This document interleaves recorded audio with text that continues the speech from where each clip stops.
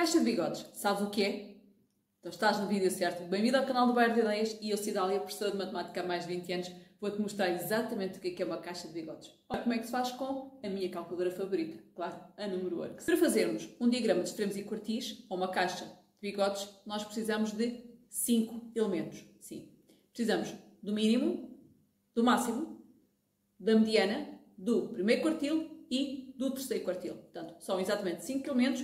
E é isso que nós vamos fazer. Vamos pegar um conjunto de dados e a partir desse conjunto de dados vamos trabalhá-los. O conjunto de dados que temos são os números que vão de 1, 2, 3, 3, 4, 4, 5, 6, 6, 7, 8, 9 e 10. E o que é que nós precisamos? Precisamos nada mais, nada menos do que o mínimo. Portanto, precisamos do mínimo. E este caso é muito simples, o valor mínimo é este, é 1. Precisamos do máximo.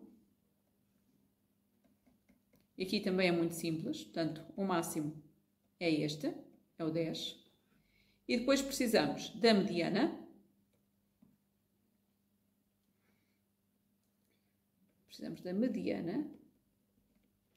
E vamos calcular a mediana. A mediana representa-se com um X com um til por cima. E a mediana é exatamente o número que está no meio. Se é o número que está no meio, então o que é que nós precisamos? De encontrar o meio. E vamos contar o número de elementos que temos aqui. Temos 1, 2, 3, 4, 5, 6, 7, 8, 9, 10, 11, 12, 13. A forma mais simples de encontrarmos o número que está no meio é fazermos isto. Cortamos um, cortamos o outro. Mais um, mais outro. Mais um lado, do outro, de um lado, do outro, de um lado, do outro, de um lado, do outro. E ficou um número no meio. Este valor é o da mediana. Sempre que o número de elementos é ímpar, e neste caso nós temos aqui 13 números, então a mediana é sempre o número que fica no meio. E fica só um número. Vamos agora aos quartis. Vamos começar com o primeiro quartil e depois passamos para o terceiro quartil. Portanto, o primeiro quartil tem que estar quartil. O nome vem de quarto. Se é um quarto, então, dentro do primeiro quartil, aqui dentro deste espaço, nós temos que encontrar o meio, que é um quarto. E o terceiro quartil há de estar aqui neste espaço.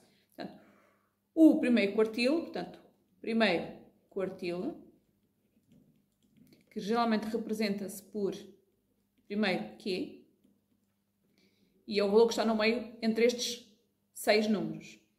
Se fizermos da mesma maneira, temos este e fica-nos 2 no meio. Como não fica apenas 1, então o que é que temos que fazer neste caso? Temos que somar os 2, 3 mais 3 e dividir por 2, porque nós temos que encontrar exatamente o mesmo, o que está no meio. E o que está no meio neste caso é 3. E vamos fazer a mesma coisa agora para o terceiro quartil. Porquê é que não falamos em segundo quartil? Portanto, quando nós falamos em quartos, nós temos o primeiro quarto, o segundo quarto e o terceiro quarto. O quarto quarto que é igual a 100%. O segundo quarto corresponde nada mais, nada menos do que à mediana, porque corresponde ao meio. E é por isso que não falamos em segundo quartil, mas sim em terceiro quartil. E representa-se por teres o terceiro Q.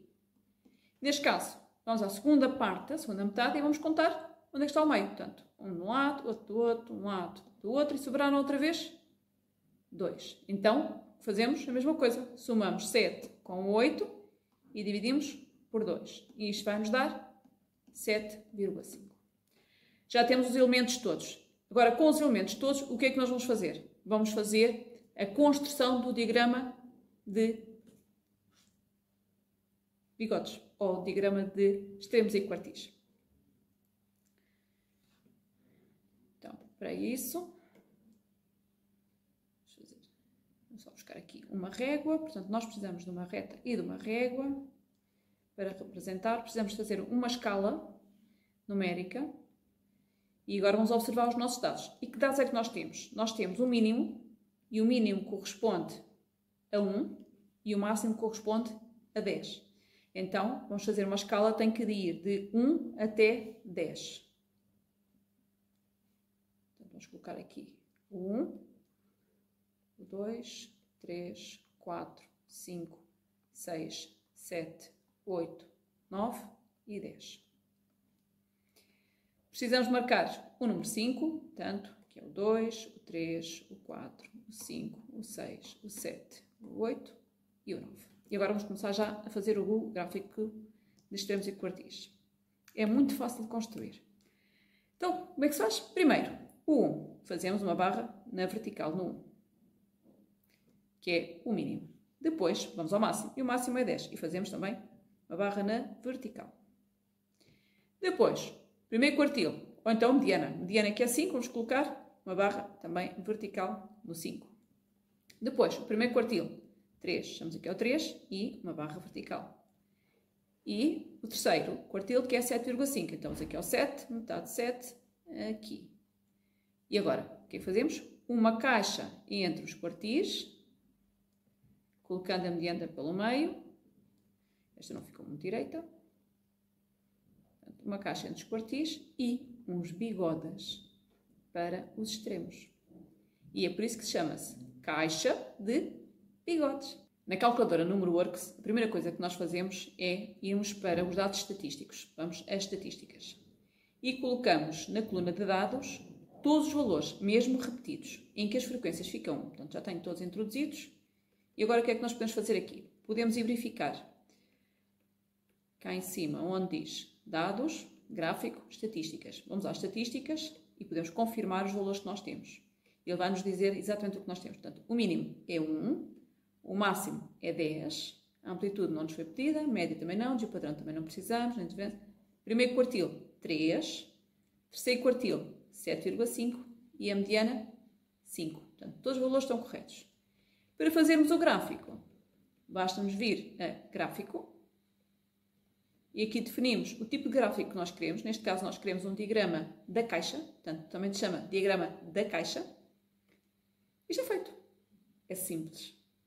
Portanto, e aqui ao andarmos com a seta para um lado, nós conseguimos verificar. Aqui em baixo aparece-nos o mínimo. Depois aparece o valor do primeiro quartil, que é 3. A mediana, que é 5. O terceiro quartil. E, por fim, o máximo. Feito. Vamos ver agora o que é que isto significa.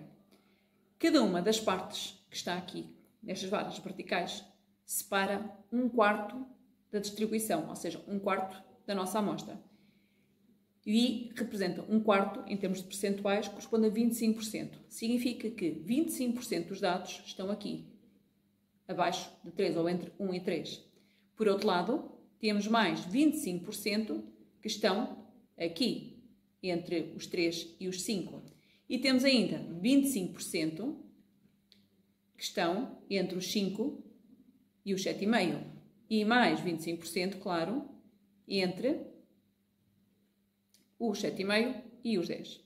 Podemos ainda concluir que 50% da distribuição, portanto, aqui dentro desta caixa, temos 50% dos dados, ou seja, metade dos dados estão entre os 3 e os 7,5.